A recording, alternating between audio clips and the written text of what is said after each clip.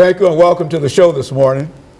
The topic this morning is Cars Unlimited, and we have with us to talk about Cars Unlimited, JBowen1, an individual who has been involved with selling cars for a number of years. As a matter of fact, Mr. JBowen1, let me welcome you to the show, JBowen1, and let us have you to give us some information about your background, your education, and your experiences as dealing with cars, automobiles, and then we'll get into the topic, and that is Cars Unlimited. But we're certainly glad to have you here with us to give us this kind of information today. Let's start off by talking about that. Number one, Dr. Haney, I'd just like to say this right here. I am very proud and over delicious and everything to be on your show today.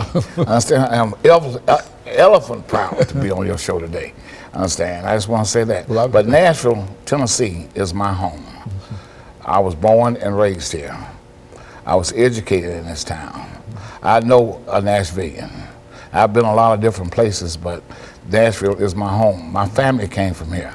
I was raised in a home right with my mother, my twin brother, my sister, and my other brother, Dr. Bowen now.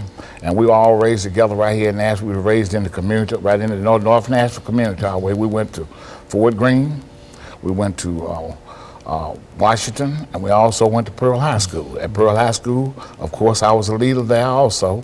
I was the captain of the football team. I was one of the leaders in the band at Washington Junior High School, and I also played in the band with Chick Chavis at Fort Greene School. But if you notice, I'm calling teachers' names. All right, one of the things nowadays that a lot of kids are not able to do is to call teachers' names. And the reason why they're not able to do that is because the love is gone in the school system.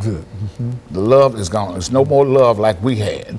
All right, and all this love that was given to me and all this thing right here was what transpired and made me the great salesman that I am today. All right, and the great car salesman I developed and the caring. In order to do this right here, you have to love people. And I developed a love of people early in life because we went out early in life at 6, 7 years old and started selling papers.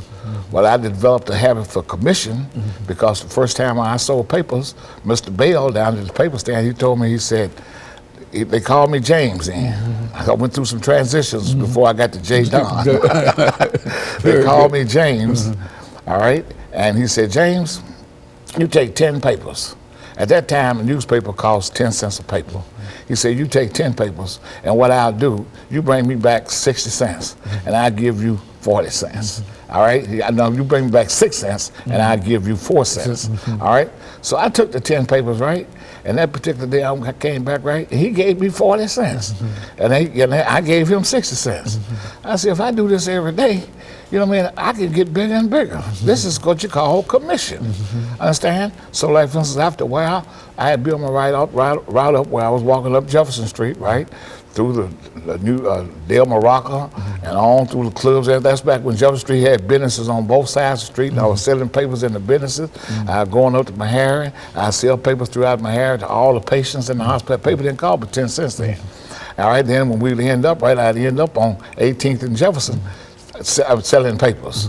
Okay, and I remember that amount of paper we sold, we just holler Sport Extra paper, but this all developed me into the type salesman that I've become.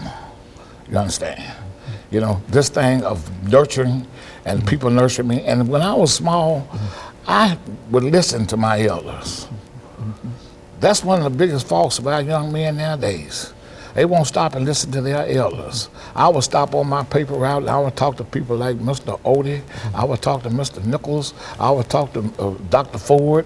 I would talk, because in the neighborhood then, you had a transfixation of all different type people. You understand? Where they were from middle class, lower class, we would all live together because we were what? In the hood. But all, like I said then, this nurturing developed me into the type person I am. And also, the education part of it. Going to Fort Greene, you had to make good grades. Wasn't no F's and D's, wasn't no fine and dandies coming home. Understand? See, some of the kids would come home because their parents didn't have no education. They would say, Mama, they said, son, what kind of grades did you make? Oh, I made F's and I made D's. I made